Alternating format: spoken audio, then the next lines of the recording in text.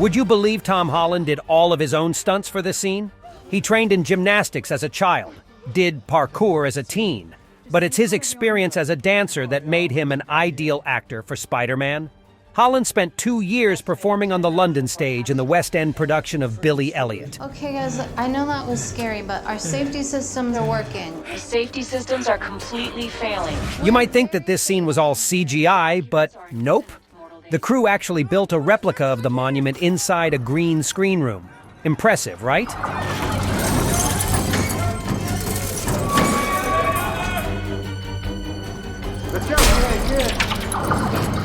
You now have 125 seconds until catastrophic failure. What? Why? In this scene, did you notice Peter's eyes glow red while scanning the building in real time? And after performing the scan, his AI Karen says that the elevator will collapse in exactly 125 seconds. Fun part is that it actually took 125 seconds in the movie, also before the elevator collapsed.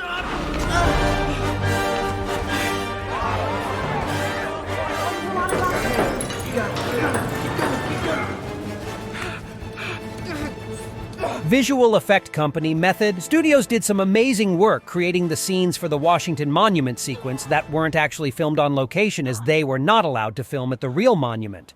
So instead, they built very large parts of it on set, which actually gave them more control over lighting and stunts. What's wrong? You've reached the southwest window. Why are you hesitating? Spider's never been this high before. You have also not reinstalled your parachute, so a fall from this height would most likely be lethal. Yeah. Perfect. Spider-Man climbing the monument was a perfect blend of practical effects and CGI. Tom Holland did most of the climbing himself, but the rest was done with wires and green screens. It all came together to create a jaw-dropping sequence.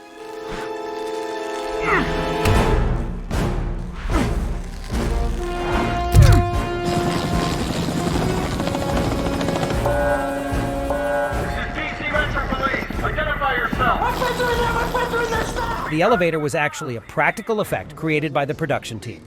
It looked so real, you could practically feel your stomach drop. Stand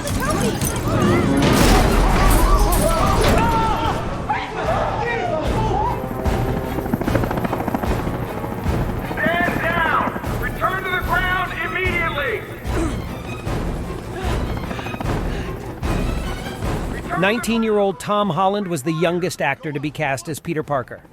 Tobey Maguire was cast at 25, and Andrew Garfield was 26. This is your last chance! I'm gonna die.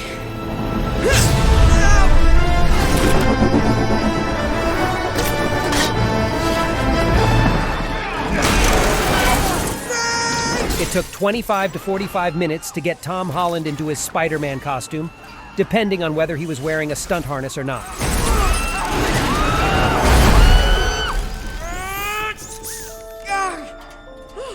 I did it! The music for the scene was top-notch, thanks to composer Michael Giacchino. It added to the tension and drama in all the right ways. Hey, how you doing? Don't worry about it, I got you. Yes!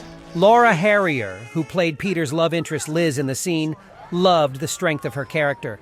"She's not your typical damsel in distress," she said with a smile. "I think Liz brings out a different side of Peter, and it was really exciting to play that." Alright, this is your stop. Go, go, go! Everybody During the end of the Washington Monument rescue, the scene pays homage to the previous Spider-Man movies, specifically the love interests. When Peter saves Liz right before she falls with the elevator, he webs her by the hand, which is similar to The Amazing Spider-Man 2, 2014, when Spider-Man, portrayed by Andrew Garfield at the time, webs his love interest Gwen Stacy in the same manner during his battle with Green Goblin. This is your chance, Peter. Kiss her.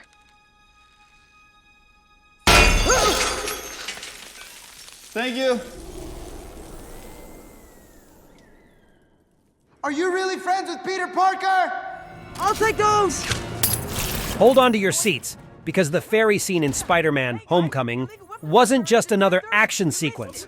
It was one of the most complex and expensive scenes in the whole movie. The filmmakers pulled out all the stops and used a combo of practical effects and CGI to make it as epic and thrilling as possible. Whoa, not so fast! Did you know that the ferry used in the scene is a real-life ferry called the John J. Marchi, and really does operate in New York City?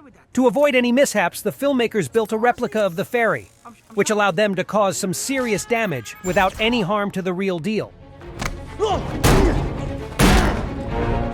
For the Staten Island Ferry battle, Digital Domain created CGI versions of Spiderman, Iron Man, and the Vulture suit. They also used LiDAR to capture an actual Staten Island ferry, as well as the one created on set, to help with creating the digital version.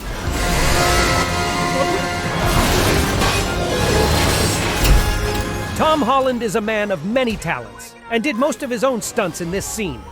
He went through a ton of training to get ready for the role, and worked closely with the stunt team to make sure everything went smoothly and safely. Get to the top deck. We're getting out of here. The ferry scene was originally planned to be even bigger and more explosive, but the filmmakers decided to scale it back to make it more believable. They wanted to create a scene that would have you on the edge of your seat, but still be grounded in reality.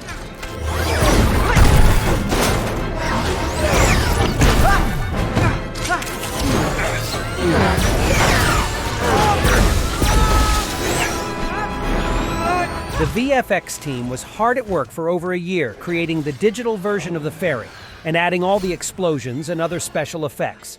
They made sure to match up the practical effects with the CGI so that everything looked seamless and realistic on screen. This scene is a true testament to the dedication of the entire cast and crew, who worked tirelessly to create a thrilling and unforgettable action sequence. It's no wonder it's become such a fan-favorite moment in the movie.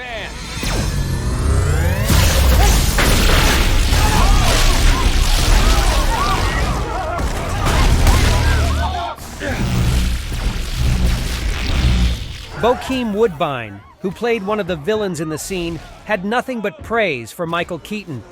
Working with him was a real thrill, he said. I mean, this guy's a legend, you know? It was a dream come true.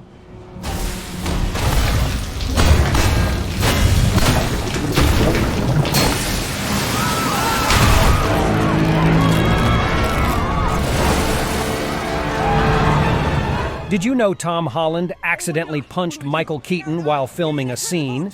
Keaton, in return, turned to Holland and said, "I'm Batman." That grenade! Quick grenade! Throw it! Go!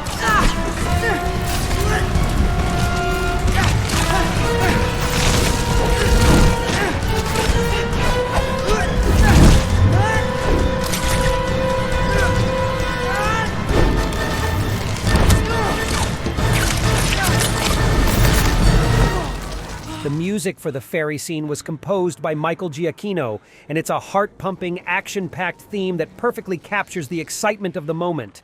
The music builds in intensity as the scene progresses, making you feel like you're right in the middle of the action.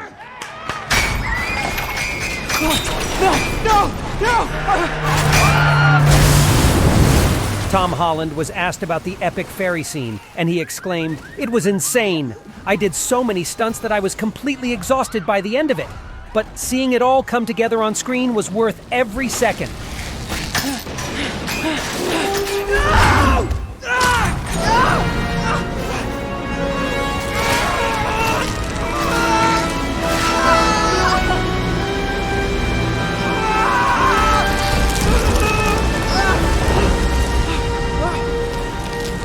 What the hell?